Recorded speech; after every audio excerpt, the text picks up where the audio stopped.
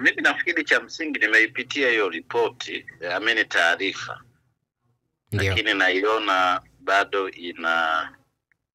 ina upotoshaji kwa maana ya, na sijui labda ni ripoti, taarifa ambayo inaleta comfort zone tu kwa upande labda wa mashabiki kwa sababu ya maelezo ambayo yalikuwa yametolewa huko nyuma. Sasa ikumbukwe kabisa kwenye yale maamuzi ya CAS, wenyewe walisema wazi kwamba hawana nguvu ya kisheria, kwa maana jurisdiction ya kusikiliza shauri lile ambalo lilipelekwa na Yanga mbele ya CAS. Na kwa sababu gani hawana mamlaka ya kusikiliza? Sasa hapo ndio msingi mzima wa kesi yenyewe. Ni kwamba kesi iliyopelekwa ilikuwa ni premature. Umeshaelewa? Yeah. Kwa ukumbuke kwamba hii CAS hii ni appellate body, yani ni chombo cha rufaa ya mashauri yanayotoka kwenye federation, lakini vile vile inaweza ikawa local federation au international federation. Sasa uwezo ukaenda kwenye chombo cha rufaa kama uje exhaust zile taratibu za ndani.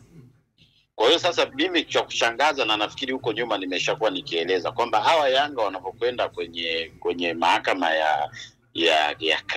kwenye mahakama ya michezo, wanakwenda na hukumu ipi au wanakwenda na maamuzi gani? Manake nachojua mimi ni kwamba bodi ya ligi iliwaandikia wao barua, nafikiri baada ya kuandikiwa barua ndio wakakimbilia CAS. Kwa hiyo naona bado kuna shida kwenye upotoshaji. Na ukisoma kwa mfano orders ambazo zimetolewa na deputy president wa CAS ya pili arbitration division, ziko very clear, na lazima hii ieleweke wazi kwa sababu hii kesi ilikuwa ni kichekesho, na ndio maana ukiona wamesema kabisa kwamba record za hiyo kesi zinakuwa terminated na zinakuwa removed kwenye CAS roll. Maana yake utaratibu wa CAS ni kwamba kesi yote inapokuwa filed huwa inahifadhiwa na wakati mwingine zinatumika kama precedent, lakini kwa shauri hili ambalo lilipelekwa na Yanga wamesema liondolewe kabisa.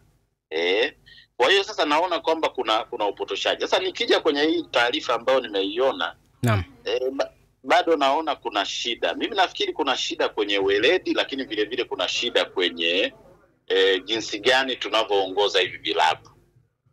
Sasa na nisiombe kuongea vibaya kwa sababu Hersi mimi ni kafahamiana naye vizuri, lakini na yeye ni mwenyekiti wa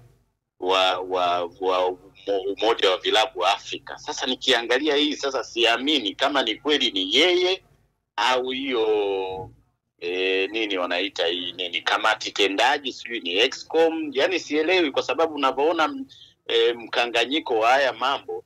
Siamini kabisa kama kweli hili linatoka kwa pamoja kama Yanga au ni watu tu baadhi wanaamua sasa kuimpress mashabiki. Ni kwamba Yanga wanajua kabisa kwamba ukiangalia kwa mfano kikanuni, sasa hivi ni kwamba hawana nafasi yoyote ya kuwa na kesi ndani ya vyombo vya maamuzi ndani ya TFF.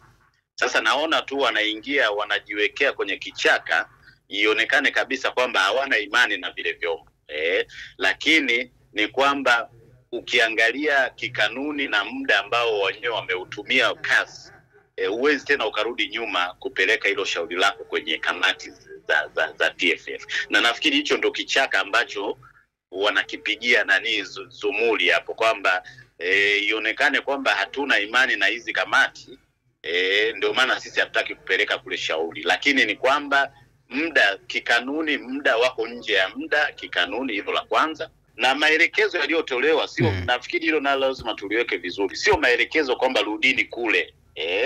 Ni kwamba CAS haikuwa na mamlaka, haikuwa na nguvu kisheria kusikiliza hilo swala lao. Kwa hiyo nachokiona hapa ni kichaka tu, ni kuchumia tukichaka kwamba ionekane kwamba hatuna imani na vyombo vya ndani, lakini ni kwamba hakuna kesi ya msingi na hakuna kesi yoyote na hakuna sababu zozote za kuwa na kesi ndani ya kamati za TFF.